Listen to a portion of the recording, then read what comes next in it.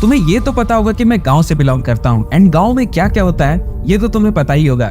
क्या क्या बोलने से मेरा मतलब है कि नेगेटिव एनर्जीज, विच क्राफ्टिंग, या बेसिकली मैं बताऊं तो किसी के अंदर एविल स्पिरिट एंटर कर गई या फिर कोई अचानक से पागलों जैसी हरकतें करने लगा, ये सब बहुत कॉमन है।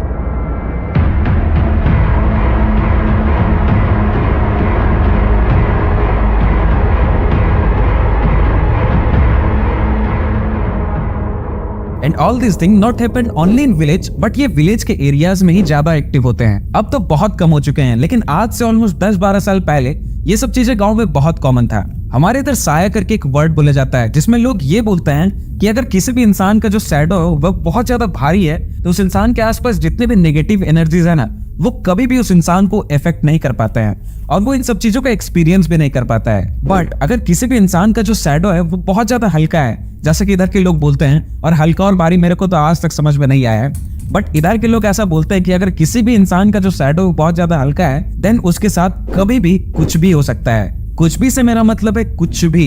और अक्सर यही पाया गया है कि ये इन्हीं लोगों को ज्यादातर नींद में चलने की बीमारी होती है, और ज्यादातर जो भूत प्रेत के एक्सपीरियंसेस भी हैं वो इन्हीं लोगों को होता है। और इन्हीं सब के बीच में कहीं ना कहीं एक ऐसा मिस्टीरियस टेम्पल रिलेट करता है जिसका नाम है मेहंदीपुर बालाजी टेम्पल।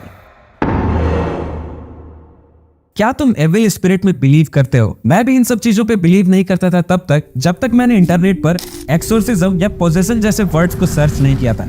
और जब मैंने इन सब चीजों को सर्च किया तब मुझे एक बहुत कॉमन चीज देखने को मिला, जहां मुझे ये देखने को मिला कि 10 में से 5 आर्टिकल्स तो मेहंदीपुर बालाजी टेम्पल से ही रिलेटेड थे। मुझे लगा कि होगा कोई नॉर्मल सा टेम्पल जो कि पोजेस्ड हुए लोगों को क्योर करता होगा, लेकिन बाद में जब मैंने इस मंदिर के बारे में ज्यादा डीप में सर्च किया, देन आई वाज शॉक्ड, क्योंकि मेहंदीपुर बालाजी टेम्पल में एक दो नहीं बल्कि रोज हजारों की संख्या में लोग आते हैं और एक ही छत के नीचे इतने सारे एविल स्पिरिट से पोजेस्ड हुए लोगों को ठीक किया जाता है, जिसमें कहीं कोई इंसान जोर जोर से चिल्ला रहा होगा तो वहीं कोई इंसान जमीन पर रेंग रहा होगा, और ये इतना ज्यादा टेरिफाइंग है कि आप डर जाओगे। और जितने भी लोग इस मंदिर में जा चुके हैं उनके लिए एक्सपीरियंस काफी ज्यादा डरावना रहा होगा, जहाँ तुम इतने सारे एविल स्पिरिट्स को एक साथ फील कर सकते हो।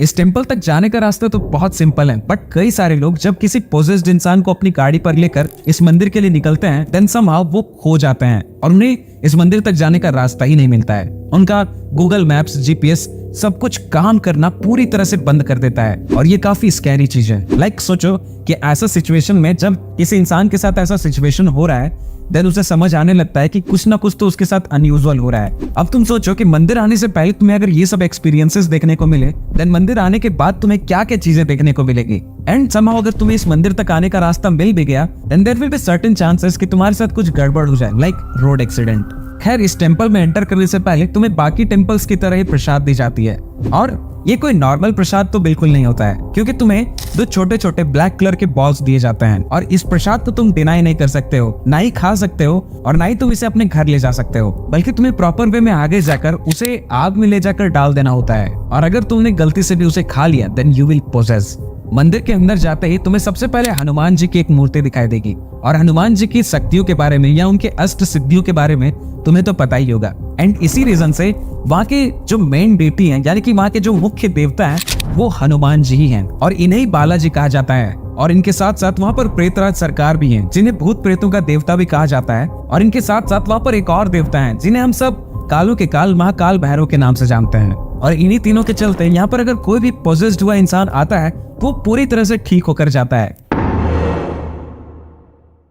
ये एक ऐसा मिस्टीरियस टेम्पल है जहाँ अलग अलग रूल्स बने हुए प्रॉपर वे में, कि अगर तुम मंदिर के अंदर गए तो तुम्हें क्या करना है और क्या नहीं करना है, और उसका एक पूरा का पूरा लिस्ट है डूज एंड डोंट्स करके। जहाँ सबसे पहला रूल तो ये है कि जैसे तुम इस मंदिर में एंटर करोगे, तुम्हें ऐसे किसी भी चीज को टच नहीं करना है जिसमें तुम्हें फील हो कि इसे टच करने से कुछ गड़बड़ हो सकता है। और वहाँ मौजूद किसी भी स्ट्रेंजर से आपको कोई बात नहीं करना है, चाहे तुम उन्हें मंदिर के अंदर कितनी भी देर से क्यों ना देख रहे हो, उनसे बात नहीं करने जाना है। सेकंड रूल ये है कि इस मंदिर में कोई भी खाने पीने की चीज मिले तो उसे अवॉइड करना है, जस्ट बिकॉज कि इस मंदिर में नेगेटिविटी इतनी ज्यादा रहती है कि जैसा मैंने स्टार्टिंग में बोला कि तुम्हारे साथ अगर कुछ भी ऐसा गड़बड़ होता है तो उस समय तुम्हें बिल्कुल भी पता नहीं चलेगा कि तुम्हारे साथ हो क्या रहा है। इसलिए तुम्हारे लिए बेटर यही होगा कि इस मंदिर में जो भी तुम्हें खाने पीने की कोई भी चीज मिले उसे अवॉइड करो।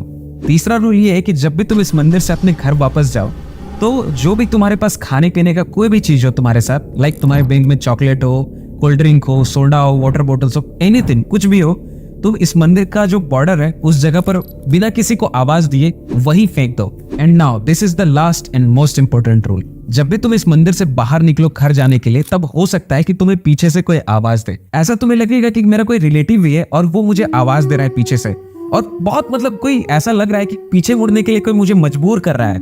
देन आपको भूल कर भी पीछे नहीं मुड़ना है। और अगर तुमने गलती से भी पीछे मुड़ा, then you will possessed by some evil spirit. वो आपको उस समय तो पता नहीं चलेगा कि आपके साथ क्या क्या हो रहा है, क्योंकि मंदिर ही वहीं पर है।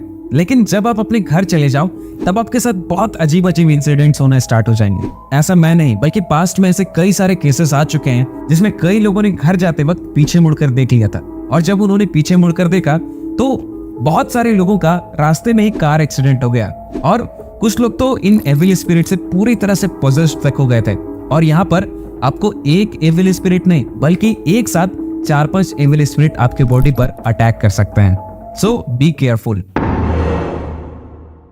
चलो, अब तक तो तुमने जाना कि इस मंदिर में क्या क्या होता है और कौन कौन से लोग इस मंदिर में जाते हैं। लेकिन कभी तुमने सोचा कि आखिर उस टाइम के लोग, उस टाइम से मेरा मतलब है कि आज से 1000 साल पहले के लोग इस मंदिर को क्यों ही बनवाए होंगे? क्योंकि ये मंदिर आज से नहीं बल्कि हजारों सालों से ऐसे ही एविल स्पिरिट से पोजेस्ड हुए लोगों को क्योर करने के लिए बहुत ज्यादा फेमस है। तो चलो चलते हैं आज से करीब 1000 साल पहले। मेहंदीपुर बालाजी टेम्पल गणेश पुरी जी के द्वारा बनवाया गया था 11वीं सेंचुरी के आसपास में। और ये टेम्पल कैसे बना था, इसके बारे में सुनकर शायद तुम इस पर बिलीव ना कर पाओ। दरअसल ये मंदिर अभी जिस जगह पर मौजूद है, वहां पर पहले मंदिर नहीं था, बल्कि वहां पर पहले था डेंस फॉरेस्ट, यानी कि बहुत घना जंगल हुआ करता था यहाँ पर। और उसी घने जंगल में कई जंगली जानवर भी रहा करते थे, और मतलब चोर डाकू भी रहते थे। जाहिर सी बात है, यहाँ पर जंगल था तो चोर डाकू तो होंगे ही। और इसी रीजन से इस जंगल की तरफ कोई भी नहीं जाता था। इस जंगल के बगल में एक गांव था और उसी में रहते थे गणेश पुरी जी, जो बाद में इस मंदिर के महंत बने थे। कोई भी मंदिर का जो सबसे मेन प्रीस्ट, यानी कि जो मेन पुजारी होता है ना, उसे महंत कहा जाता है। तो ये वही बगल के ही गांव में रहते थे। तो एक दिन हुआ क्या कि वो जस्ट अपने बेड पे रात को सोने के लिए गए, तभी उन्होंने एक सपना देखा जिसमें कि उन्हें अचानक से 3 मूर्तियां दिखाई पड़ी। जो कि सबसे पहला मूर्ति था वो था बालाजी का, यानी कि जो हनुमान जी होते उनका। दूसरा जो मूर्ति था वो था प्रेतराज सरकार का, और जो तीसरा मूर्ति था वो था कोतवाल, यानी कि जो काल भैरव महाराज होते हैं ना, उनका मूर्ति था। और वो तीनों मूर्ति एक साथ गणेश पुरी जी को बोल रहे थे कि तुम खुदाई करो, जल्दी जाओ और मेरी खुदाई करो, तुम वहीं पर जाओ और मेरी खुदाई करो। मतलब वो एक प्रॉपर लोकेशन बता रहे थे अपना कि मैं इसी जगह पर मौजूद हूँ और वहां पर जाके तुम खुदाई करो। एंड तुम सोचो कि how is this even possible?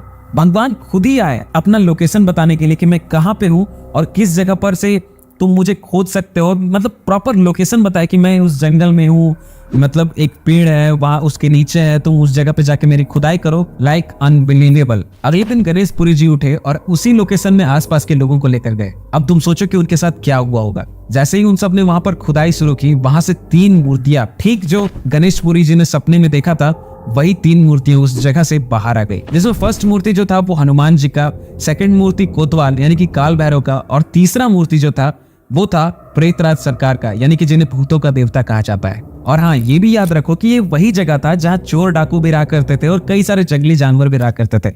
But अब सब कुछ बदलने वाला था, क्योंकि गांव वालों ने पैसा इकट्ठा किया और उस जगह पर एक छोटा सा मंदिर बिल्ड करवा दिया। धीरे धीरे करके ये जगह चमत्कारी बनते गया और अलग अलग चमत्कार होने लगे। फिर किसी दिन एक इंसान को कोई एविल स्पिरिट पोजेस्ड कर लेता है। उसे हर जगह ले जाया गया, बट सबने उसे यही कहा कि ये अब नहीं बच सकता है। बट कई लोग मिलकर उस इंसान को बालाजी टेम्पल ले गए और वहां ले जाते ही वो इंसान पूरी तरह से ठीक हो गया। मतलब जैसा पहले था बिल्कुल उसी तरह से हो गया। और ये जो स्टोरी है वो देश भर में इतनी तेजी से फैली कि लोग अलग अलग जगह से यहाँ आने लगे और एविल स्पिरिट से पोजेस्ड हुए लोग भी पूरी तरह से ठीक होने लगे। और तब से लेकर आज तक ये मंदिर भूत प्रेत, एक्सोर्सिज्म, पोजेशन और इन्हीं सब से रिलेटेड चीजों में बहुत ज्यादा फेमस हो गया। और यहाँ आज भी हजारों की संख्या में लोग जाया करते हैं। ये जिनके बारे में तुमने सुना जो थे गणेश पुरी जी, उन्हीं का परिवार आज भी इस मंदिर में हजारों सालों से सेवा देते आ रहा है। खैर चलो बात है प्रेजेंट में। अगर तुम्हें अब भी इन सब चीजों पर यकीन नहीं हो रहा है तो मैं तो यही सजेस्ट करूंगा कि तुम एक बार इस मंदिर से होकर आओ। और हाँ, जैसा कि मैंने स्टार्टिंग में कहा कि इस मंदिर में अलग अलग रूल्स बने हुए हैं, तो अगर तुम इस मंदिर में जाते हो तो रूल्स को फॉलो करना मत भूलना। और अगर तुम रूल्स के अगेंस्ट में गए तो तुम्हारा खेल खत्म हो सकता है। सो बी केयरफुल। अब तुम चाहे इसे कोई वार्निंग समझो या फिर एज अ फ्रेंड एक एडवाइस, ये तो तुम पर डिपेंड करता है। बट जहां तक मेरी मानो, तुम इन सब चीजों से जितना ज्यादा दूर रहोगे तुम्हारे लिए बेहतर वही होगा। तो जाते जाते मैं एक ही वर्ड बोलना चाहूंगा कि अगर इस संसार में नेगेटिविटी है तो पॉजिटिविटी है, स्वर्ग है तो नर्क भी है, हेड है तो टेल भी है। सिमिलरली भगवान है तो राक्षस, प्रेत, दानव, असुर, भूत, पिशाच, राक्षस सब कुछ है। तो इस वीडियो को लाइक करो और वीडियो पसंद आया देन लाइक दिस वीडियो। और तुम मुझे कमेंट्स में बताओ कि क्या तुम इस मंदिर में जाना चाहोगे। तो मैं मिलता हूं आपसे अगले वीडियो में। टिल देन जय श्री राम।